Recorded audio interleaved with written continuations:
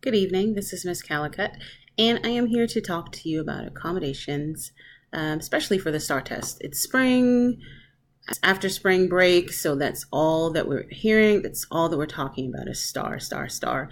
And I know that a lot of teachers have questions about exactly the way accommodations should be implemented, who should be able to get them. And there's no better place to get this information than directly from the horse's mouth. So we will go to tea.texas.gov/accommodations. And when you scroll down, you will see that there are accessibility features, designated supports, and designated supports requiring TEA approval. So here in Group 1, we have accessibility features that are available to every student. I don't care what anyone might tell you. Any student, regardless of 504 special education status, can have music. They can instrumental music. They can have noise blocking headphones. They can have a study corral to block out distractions. And if anybody has, you just click right here on accessibility features and we pull that information right up. Well, actually, it jumped to oral and signed administration. So we'll just go ahead and talk about that because, or not. Accessibility features.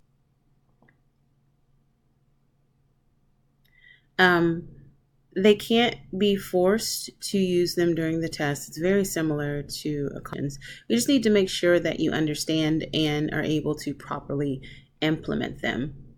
So some of the ones that you may see frequently are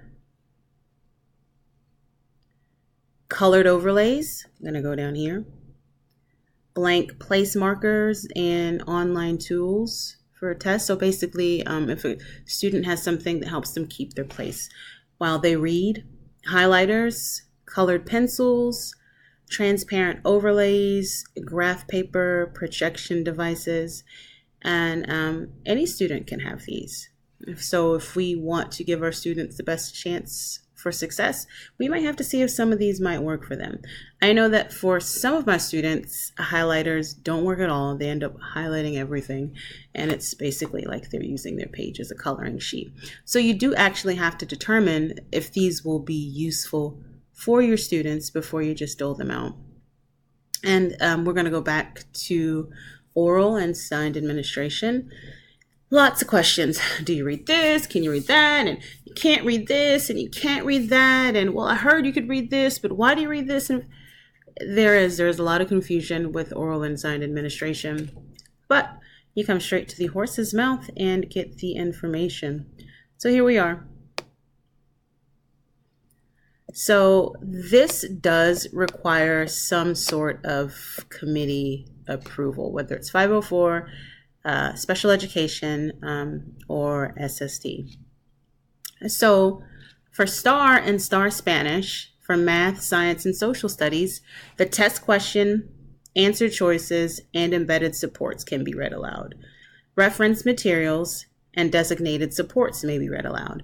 So that basically means that the test from start to finish, from the don't turn this page until you're told, until you get every bit of the math, science, and social studies test can be read.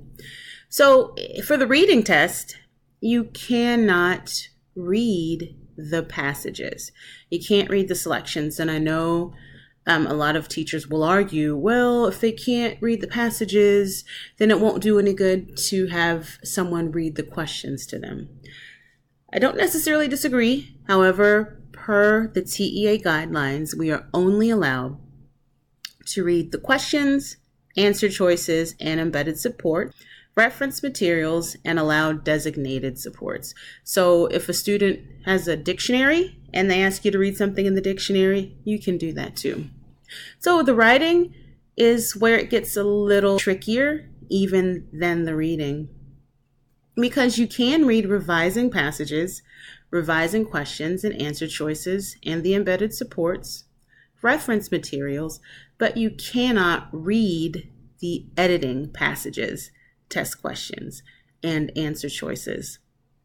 And for my students, I generally don't have to determine, well, do I read this or do I read that for the writing? Because if they take STAR online, what can be read, there will be a small button that indicates that it can be read, and what can't be read, that will be indicated as well. So we're going to go ahead and come back over here to the accommodations resources. You will rarely see these here in group 3. These decisions cannot be made by a local committee, and you actually have to petition TEA to get students get approval for these students to have these accommodations. And I have yet to have a student on my caseload that required accommodations that need TEA approval. But once again, to recap, if you have any questions at all about what you can or can't do, what is approved or not approved, come here to tea.texas.gov/accommodations.